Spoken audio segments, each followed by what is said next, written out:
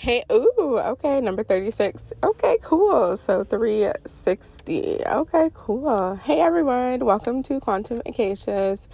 My name is Dee Dee, and today, um, we are going to be talking about, doors. Okay, doors and doorways. So this is going to be an adventures in the Astrals. I'm actually doing this on February 22nd, and it has been wild. Honestly, it's been really wild. But I think what I am kind of realizing about life, it's almost 1:37. What I'm realizing about life is that, there's a lot of things that come your way, and what we're trying to do is find like emotional stability. And even though something is coming to you and presenting itself a certain type of way, that you can still kind of emotionally like pull back from that and assess the situation and be able to look at it and see what it is for, like why it's happening. And then try to interact with it and see if you can change it. You kind of lose, to a certain extent, you kind of lose your grounding and this concept of like staying on your square if you let emotions overtake the situation. Do you know what I'm saying? So I feel like that's a message that I want to give. I was going to talk about my dream last night, which actually had to do with renovating like this old castle. And I'm pretty sure this old castle was like in Africa, but it probably was a Portuguese castle. And then I've been talking about like with my husband and a friend about restoration projects, and that's been coming up of restoring old buildings and getting grants for that. So that might be a confirmation if that's also coming up in your reality. Okay, so let's get into 138. I associate that to the Phoenix phenomenon. Okay. Rex. I just saw Rex, which is the king. And yeah, the phoenix is associated to Ra, the king of the sun. Okay, so let's get into this because I'm actually switching it up today, and I'm not going to probably post this on February 22nd. I'm going to probably post the Capricorn reading, give Capricorn placements a little boost in money energy. But probably sometime in Pisces season, I'm going to post this one. So I was going to talk about the restoration, and then it was 12:21, and they're like, no, you should talk about the golden door. So that's what we're going to talk about today. Adventures in the Astrals, the golden doors. So, and then it was interesting because at 12:21, my mom also sent me something about like the Pope, and he was in critical condition. And so I was like, I wonder when the golden doors dreams were. And so I had a dream on December 19th and December 20th. So there was golden doors energy going into 12:21, which is, of course, winter solstice. Also the beginning of Capricorn season, okay? Winter solstice connected to the wild hunt with Odin, right? And if you look into the stories, there's also a story about Frahol, which I think is grandmother Holly. Even though she is not what I saw connected necessarily to the holly plant, she's actually connected to flax seeds and linen. And some of the stories say that she actually taught Odin about the wild hunt and how to spin flax into linen. She also is connected to the well. So wishing wells and wells that have knowledge at the end of it. I'm definitely going to do the Mecca story time. That's an Akashic record reading, where we talk about the well in the Kaaba. Okay. But anyways, so some things about that might be coming up as well. Because that's who I think about now when I think about winter solstice. And she's said to have taught Odin about the wild hunt. But at the bottom of the well, she is like the fairy godmother that gives you praises and gold for the hard work that you've done, and coal for the things that you have not done. It also is connected to like an earlier version of a Cinderella type of story, which actually it was interesting because I was looking into this because I had this dream of being like the fairy godmother with Cinderella. But there were like some different elements in the dream that made it seem like though it was like a fairy tale, that there was also like something connected to it. Anyways, I ended up looking it up, and Cinderella was actually, what did they call her? A courtesan or courtesan, which actually was a female sex worker, a professional female sex worker. So I was like, oh, interesting. Maybe all of this has to do with the doors, but yeah, I thought that was very interesting because I'm like, what? But then if you've like looked into the Brothers Grimm, a lot of the stories that they talk about are actually pretty wild. Like the Snow White story. Oh my goodness. Okay, let me focus. Let's get into this little adventures in the Astrals, okay? Okay, so on the 19th, so this is like the 18th going into the 19th, I end up in the Astrals, and I'm in kind of like this light dimension.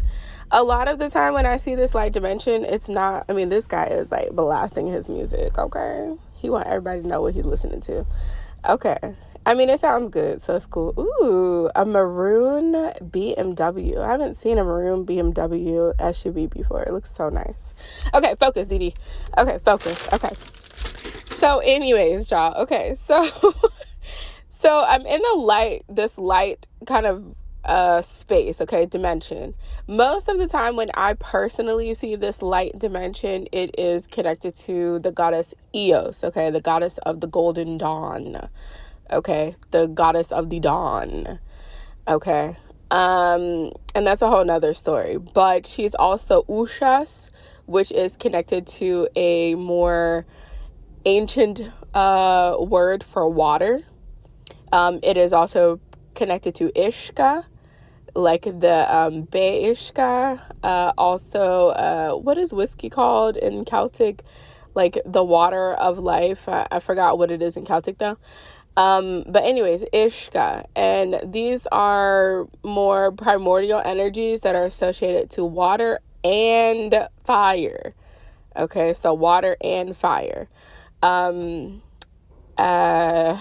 I don't want to get too much into that, but that's usually what this light realm. Okay, so it's not the white cosmos, but it's like a light realm. And so anyways, I got there, and there's like this big, huge double door. And it was golden, and I noticed that there was like 4 spaces in the door. Like if you have seen, I mean, I feel like most traditional doors have like these, like it's sectioned off into 4 quadrants, like, which also could be seen as a crossroads. I could see that. And so each door had like 4 quadrants on it. And I remember looking at the door, and I was expecting like more embellishments, I think. You know, because most of the time when I see these golden doors, it's like Baroque style, and there's all these intricate details and borders, and there's flowers, and there's symbolism. But these doors were pretty plain, and I was like, oh, okay. I mean, it's cute, you know, it's cute. And so anyways, there was this guy standing there, and it kind of felt like he was trying to get through the doors, but the doors wouldn't open for him. And so in that moment, I was like, oh yeah, I'm a key holder. I can open this door. And there was also this kind of like unlocking of this, I don't know if I would say memory, but like this, I guess kind of sort of like this remembrance of like, yeah, even though on Earth, like they associate key holders to phallic symbols, you can still be a key holder and be a female.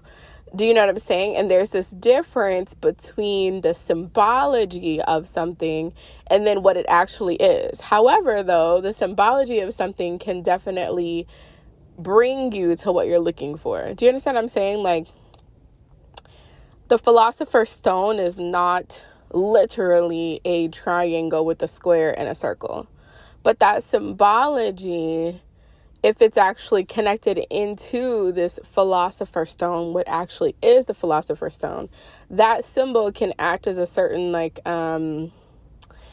road sign to get you there. Ooh, I just saw 838. I associate that to the multiverse of madness.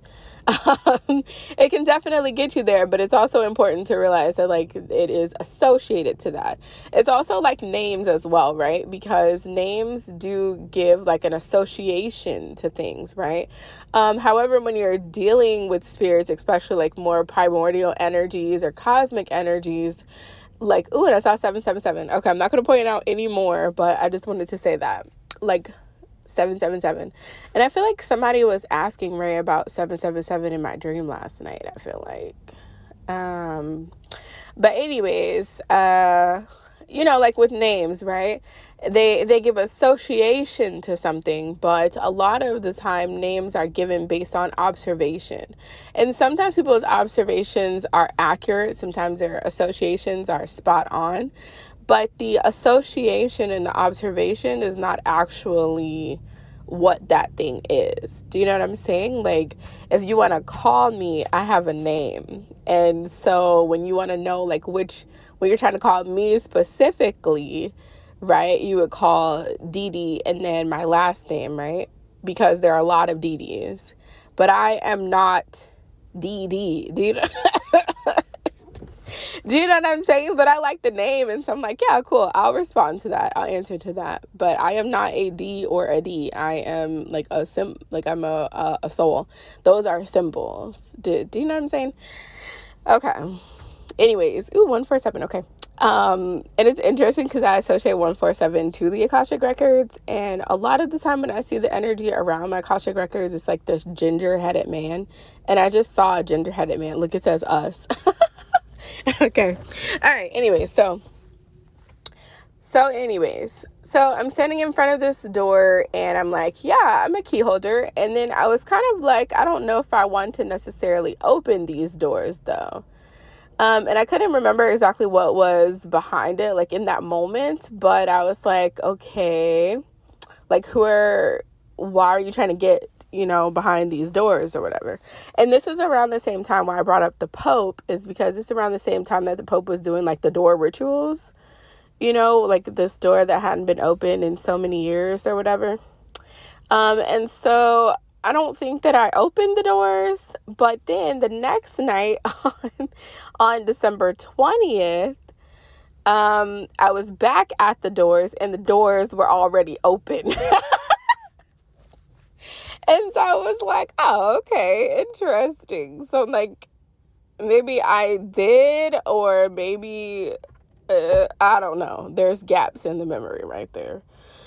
But the doors were open. And so I was like, okay. And so me and this person ended up going through these doors, okay? Now, when we went through the doors, we immediately were in two Merkabas, okay? And I immediately recognized them as Merkabas. So these were almost exactly like Star Wars Clone Wars at the beginning. Oh my gosh, and cloning has been coming up. You better shut the front door. Oh, look, another maroon vehicle. Interesting. Another maroon SUV. This time it's an Infinity. And this is like a very specific color of maroon, like our car. It's like a very deep, like wine colored maroon. Very interesting. So I feel like that has to do with something, child, because that's an Infinity. So I went from a BMW to an Infinity. Okay. And so anyway, so we got through, we're in these Merkabas, and clone has been coming up. I'm doing like something called the Newt experiment, and it's going to be like, kind of on the same thing with like the skull experiment, if you've heard of that. And so last night I did my first channeling or something for it. Like I was like, I don't know how to get started, so I'm just going to do like a pendulum reading for it. And it was talking all about clones, and I'm going to talk about that at another time. But it did look like the little pods, like the little single person pods, in Clone Wars. And so there's like, a little bottom, then there's like a top, like a container kind of.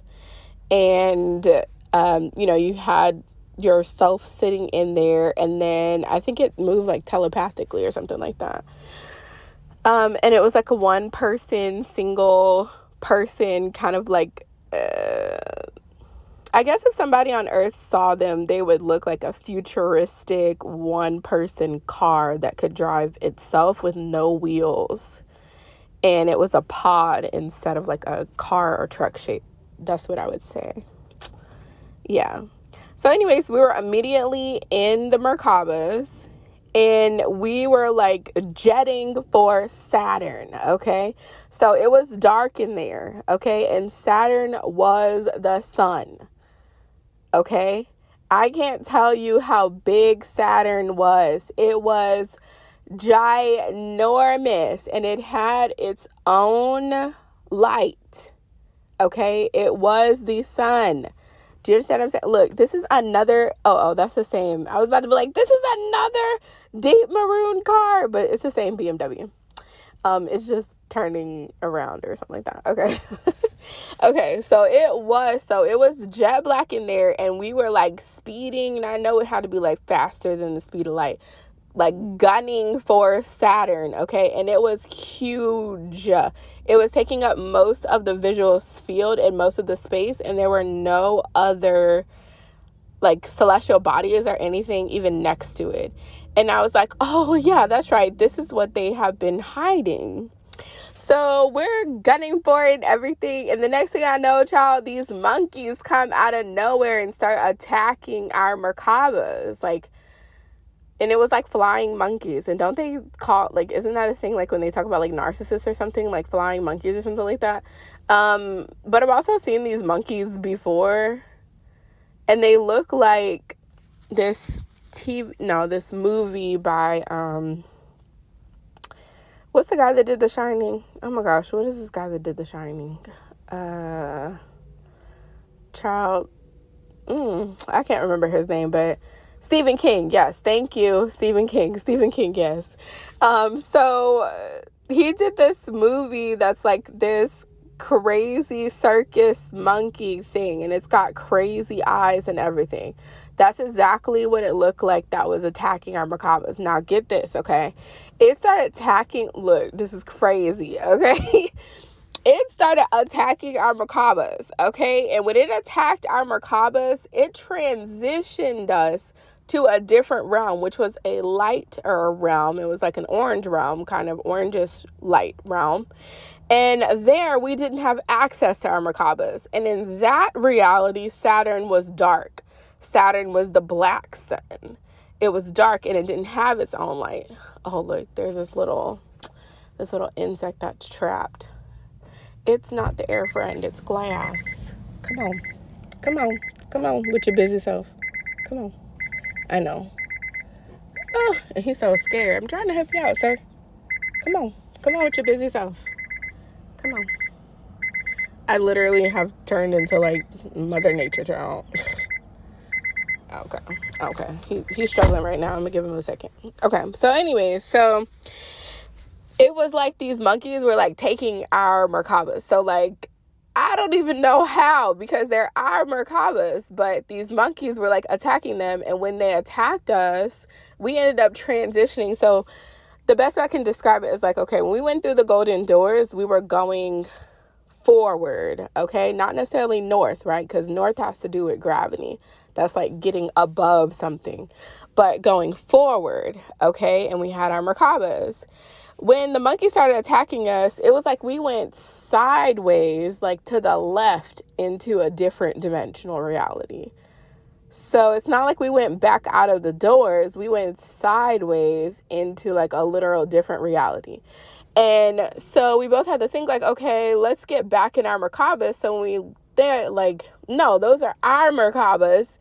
Then we shifted back into that, but then we were still fighting the monkeys. And I was like, this is crazy, because where did these monkeys even come from? And like I said, in the dimension where there were no Merkabas, it was also like density was added back onto. Like the Merkaba couldn't even exist in that reality. Like it wasn't made for that reality. Now, of course, what I have seen in life is that just because it wasn't necessarily made for that reality or don't typically exist, doesn't mean that you can't find a cheat code to get a Merkaba in that reality. But I had not thought about that in there, but I'm thinking about that now.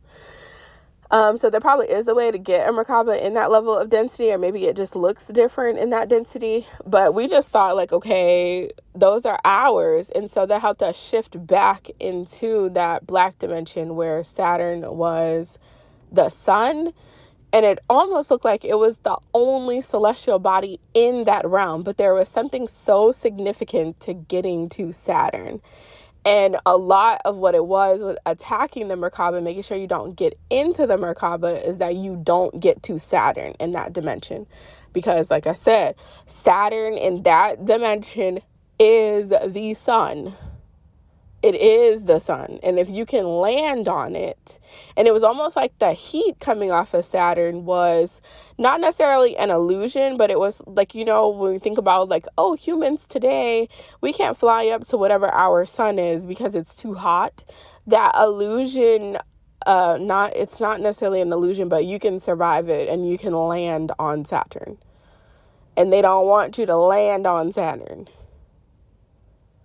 That's what the golden doors were about. Now, the other interesting thing is that sometime in 2018 or 2019, I ended up having a dream about these golden doors before, okay? And these golden doors were very intricate and they were elaborate and things like that. And when I went through, there was like this guy, and it wasn't really a guy. He was some type of being or something like that, but he had a head and, type of arms and legs and things like that, and he was extremely tall, and it was almost like this like cosmic bar kind of situation. It was very nice and it was very elegant and it was like peach and cobblestone, and it was very fancy and things like that. And this being was like with 3 other people, and I came in there, so I think I was looking for something. I was going to get something. I couldn't remember what it was right now. But I saw him and I was like, oh my gosh, I haven't seen you in a while. And so he was like, can I talk to you right quick? And so we went back through the golden doors, back outside. Now I'm going to tell you what these golden doors remind me of. This set and the other set, even though like the ones with the other set weren't as embellished. They reminded me of 2 doors that I have seen.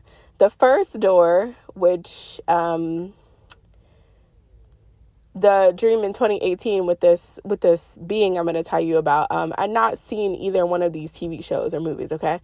They remind me of the doors in Sandman. When Sandman is going back to his home in the dreaming, and he has to go through those doors with the black woman. That's what, number 1, it reminds me of that. And then number 2, it reminds me of the doors literally in Moon Knight. And I'm not going to spoil it if you haven't seen Moon Knight, but there are these 2 doors at the end of Moon Knight. And a god has to come through and open those doors for someone to walk through. Those are the 2 sets of doors that remind me of, okay? So let's get back to this being, okay? So he's like, can I talk to you? So I'm like, yeah, cool, let's go talk. And so we get outside, and he was talking about like how he was in love with someone, but he hadn't told, so he was kind of male. Like pretty male, okay? But obviously he also had a little, what the old folks say, a little sugar in his tank, okay? And so he was like, he's in love with this woman, but she doesn't know that he is bisexual. And he didn't know, like, if that was going to ruin their relationship or something. So he was asking me, like, just, like, for guidance. Like, how should I approach this woman and let her know that I'm interested, but I am also bisexual. I've not only been with women, I've also been with men. And so I was giving him the best advice that I could. And as we were walking back into the place, I kept thinking like, oh, this is the golden dragon.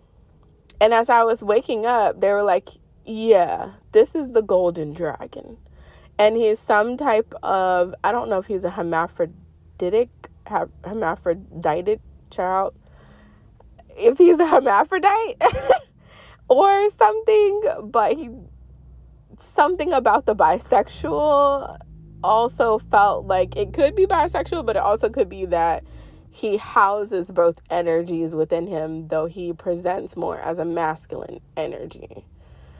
So I thought that was really interesting because I feel like they're all kind of associated to each other in some type of way.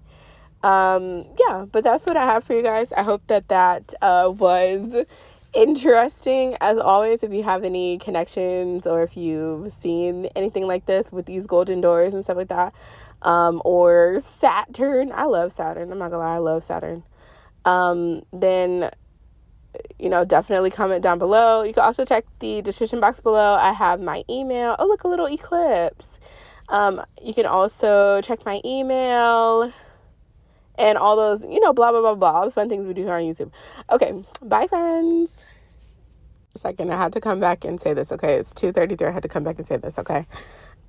So I was talking about that the monkeys were attacking the merkabas and that what was keeping us from getting to, looking, it says seam, right? The seam of things, the edge or the seam of it, which was helping us, which was like not helping. It was trying to like take us out of the merkaba so that we wouldn't get to Saturn in this particular dimension, okay?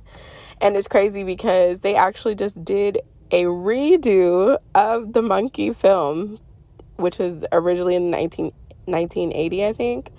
And they just did a redo of it literally, and it came out yesterday. And the two interesting things that I noticed, because I actually haven't seen this movie, and this says CVR 4400. Okay. And then a real Bronco. Interesting. Okay. So the two things that I noticed, because I've not seen this movie before, this monkey movie. And when I first had that dream about this monkey, and I'll talk about it at another time, it was actually trying to keep me from this calla lily goddess. And that's like a whole nother story.